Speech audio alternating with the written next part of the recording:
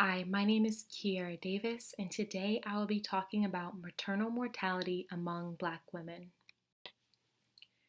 Maternal mortality is most commonly known as the death of a mother during birth or up to a year after giving birth due to complications. Some scales measure it differently, but for our purposes, we will be using this version.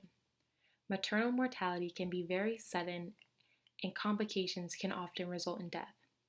These complications include hemorrhages, eclampsia, sepsis, and other things that arise during surgery. An obstetric hemorrhage is bleeding that can occur before, after, or during surgery. Preeclampsia, or its more severe version, eclampsia, is when a pregnant woman has very high blood pressure, which can result in seizures. And lastly, sepsis is from an infection in the body. This can lead to organ system damage, and if left untreated, it can be fatal. If severe symptoms happen, treatment typically results in invasive life-saving procedures. The surprising part is that most of these deaths are preventable. According to the CDC, Black women are 4 times more likely to die from giving birth than a non-Hispanic white woman and have the highest number of incidences of maternal mortality than any race in America. This graphic shows a comparison of the number of deaths per 100,000 women between Black and white women and also compares it between other countries.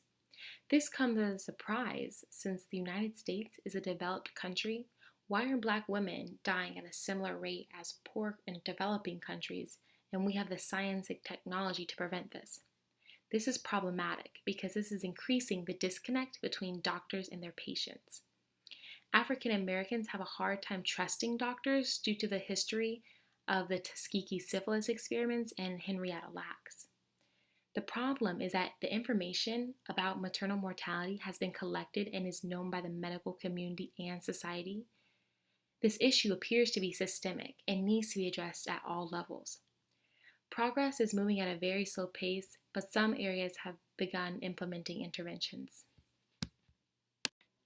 Women who die from giving birth or from related complications usually have pre-existing conditions that are exacerbated during pregnancy.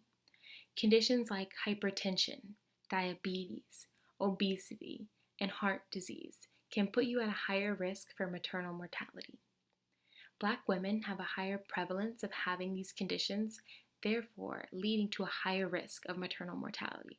However, this does not explain the large difference in maternal deaths between Black and white women.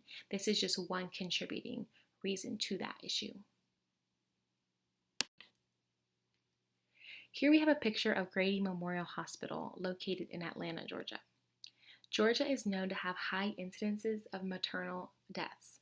Fulton County in specific is an area that encompasses part of Atlanta and has the highest incidences of maternal mortality among Black women in the United States, which is 4 times the national average, which is about 94 deaths per 100,000 women.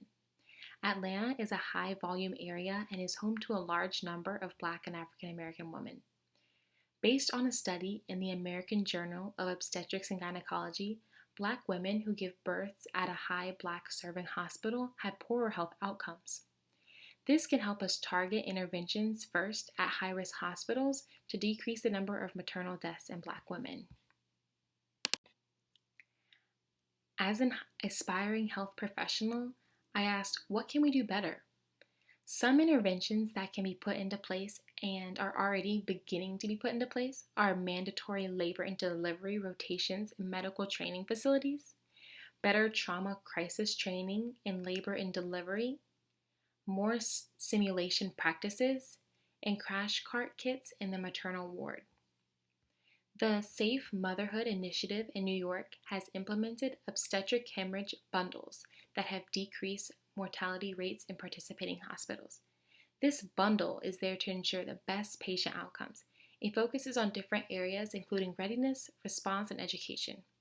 An example of the intervention already in action is having a certain amount of blood units in the labor and delivery ward as a precautionary measure.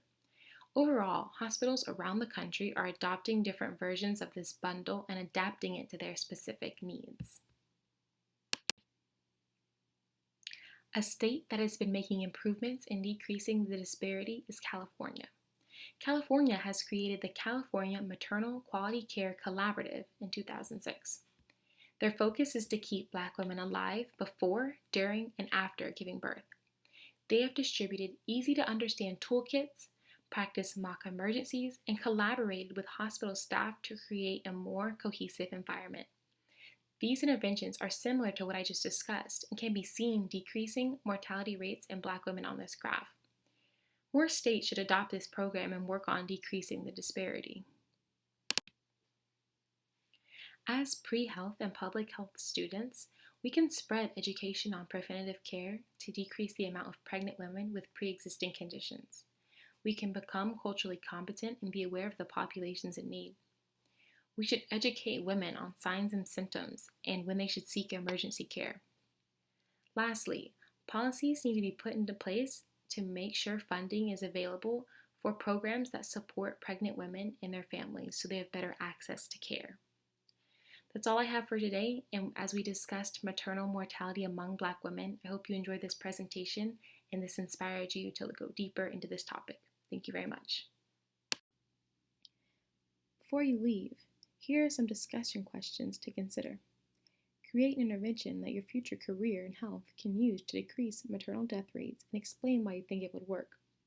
Also, defend your position on whether or not you think California's efforts are enough. What should other states do similarly or differently? Let me know what you think below.